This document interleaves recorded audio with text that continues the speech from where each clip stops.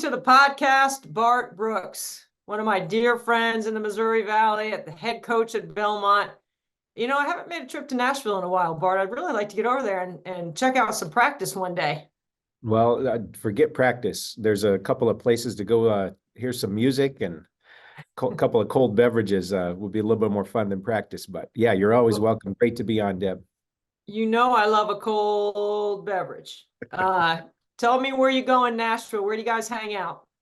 You know, I spend all of my time at home because I've got two little boys and they keep me busy. But there's a couple of barbecue places right next to campus, Edley's and Martin's. You can't go wrong with either one.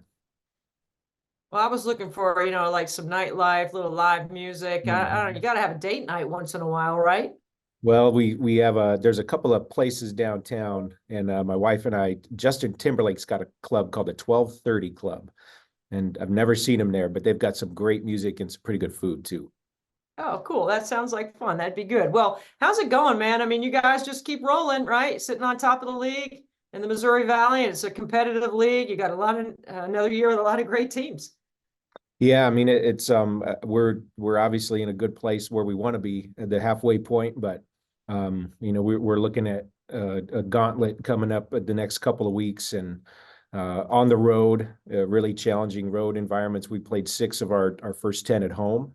So now we got to play six of our last 10 on the road. So I think we're in a place where we'd want to be. If you told me we'd be in this 9-1 going into the second half of the league, I'd take it.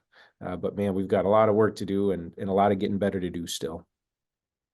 Bart, this is your second year in the Valley, and you went through the Valley last year, first time. You've been to a lot of those arenas, a lot of places, maybe new for your team, maybe not new for you. But what did you learn about the first year that you've been able to carry forward to help you this year in your planning the second time around in the league? Yeah, I think just the quality of coaches, the styles of play are so different in this league. You don't see the same offense every night. You don't see the same defense every night.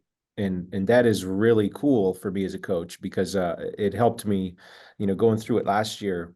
You don't prepare for Drake in a day. You gotta start with them in the preseason and have a plan. You don't play against a team like Illinois State with all the stuff that they do offensively and have go into the game and just figure it out on a fly. You've got to have a really good plan and probably a plan B and a plan C for all these guys. So I think just having an awareness of that and understanding how good these coaches are, we've got to be really prepared as a staff, and we can't waste days in practice. And I think that's helped us this second time around, at least have a better plan. Now, executing the plan is another thing. We've got to be able to do that, but I think we've had a lot better preparation going into the first round of the games, and now, the real fun of playing in a great league is what do we do in game two and how do we adjust and how do they adjust and how can we help our players be in a good position to have success. Help me simplify some of this for the fans that are listening, because a lot of people don't understand all the behind the scenes work that goes into preparing for a season. So you referenced the summer, and I always see basketball sort of like this, fundamentals. Everybody has to pass, shoot, and dribble, and you got to be good at those things. And then there's the different concepts that you play in. Those concepts are, philosophical or pace, or there's a lot of different ways how we're going to score, what we like to do offensively. When you're planning in the summer, conditioning is a part of it, fundamentals is a part of it. How much are you thinking about Drake runs this, Illinois State runs this, I've got to be prepared? And I'm thinking about that in June and July when I'm stacking up my practice plans and I'm getting ready to get closer to the season. Yeah, I mean, I think it's always in the front of our minds, knowing that the quality of teams in our league and the quality of the coaching, as I referenced, we've always got when we put in our base packages, how we're going to defend certain screens. We've always got in our mind, is this going to be effective against the best teams in our league?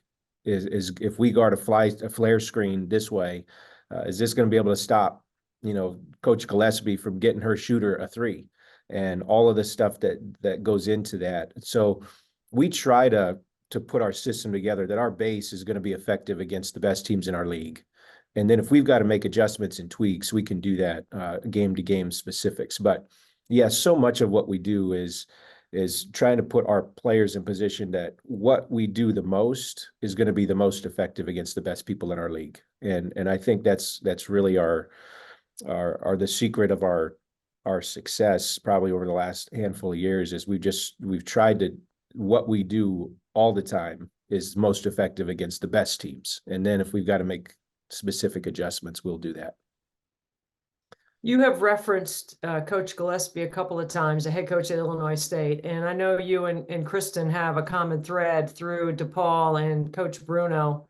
I know how she feels about Doug and her relationship with him, and I know how you feel about him as well. You guys are all really connected under his tree. What would you talk about if you're going to try to explain to somebody what you've learned from Doug and why he's been such a good role model and mentor for you? And his teams, his players were always so confident. And I just look back to, some of the games that we won when I was an assistant with Coach Bruno. And, if you'd have said, hey, you could coach one of these teams tonight, I would never have picked the DePaul team in a lot of those games, just looking at the players. And not to disparage our players, but they were just so confident in who they were and what they could do. And Coach Bruno just had this ability to give them the freedom to be the best of who they were. And I think so many times when we played, our players were maybe a level better than they could have been under someone else because of their confidence and because of the style and the system and the competitiveness that coach has and the standard that you do it every day. And, you don't have a day off. Shoot arounds were hard. Everything we did was with pace and with effort. And I think just this sustaining that over time has been, I've been a head coach this is year 7 for me. And I just think, how can someone do this well for 30 plus years? I can't wrap my head around that. It's really hard to do it well one year, let alone consistently over time. Yeah, we all have a great fondness for Doug and what he's done for our game and what he's meant to all of our careers. So he's had an impact on mine as well.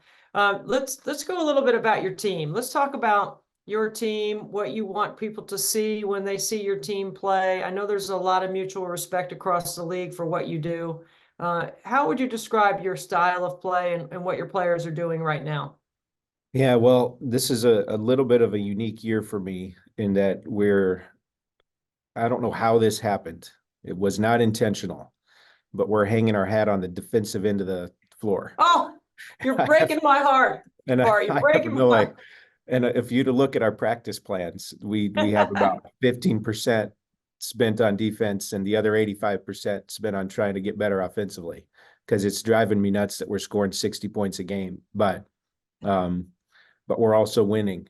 So, Right, that's right.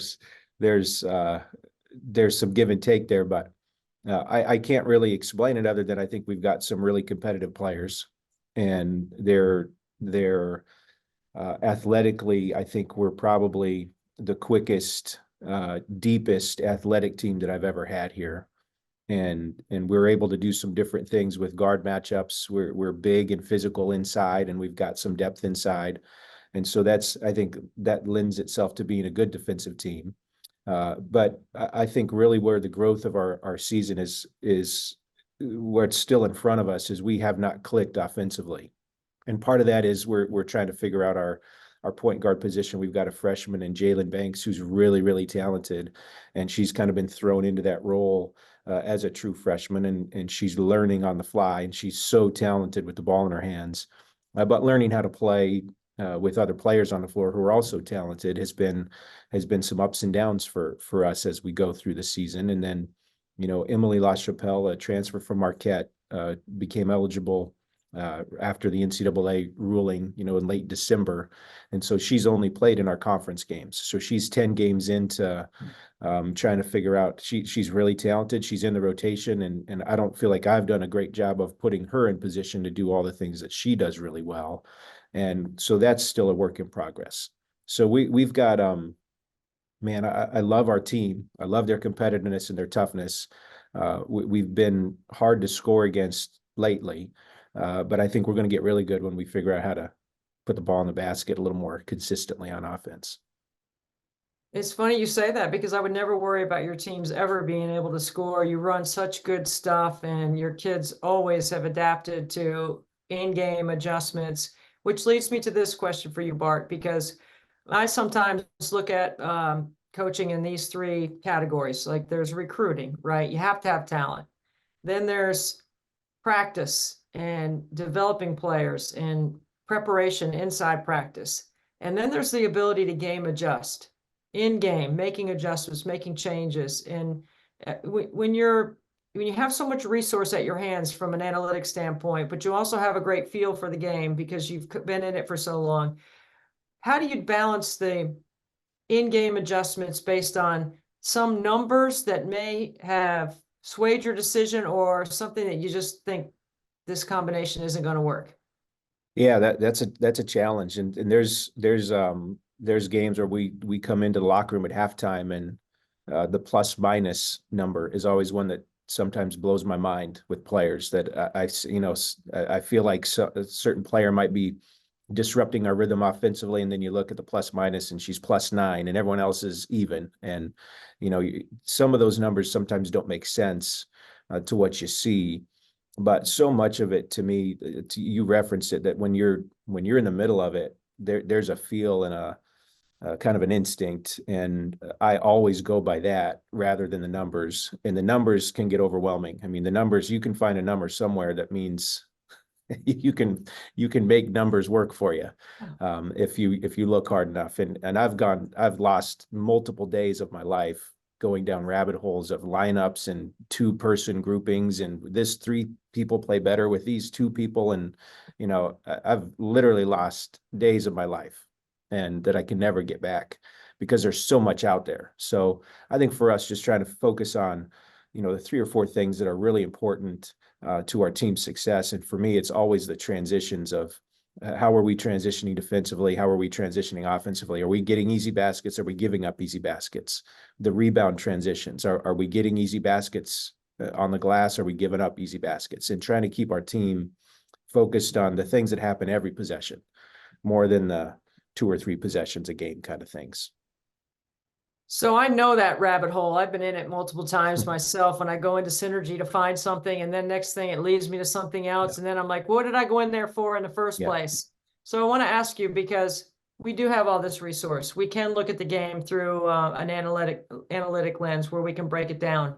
But also there's value in watching the game, because you can watch the out of bounds plays, but you may not know what happened right before the coach might call timeout for a particular reason, or somebody might have been hot that you didn't know, and you had a feeling they were going to go to that person.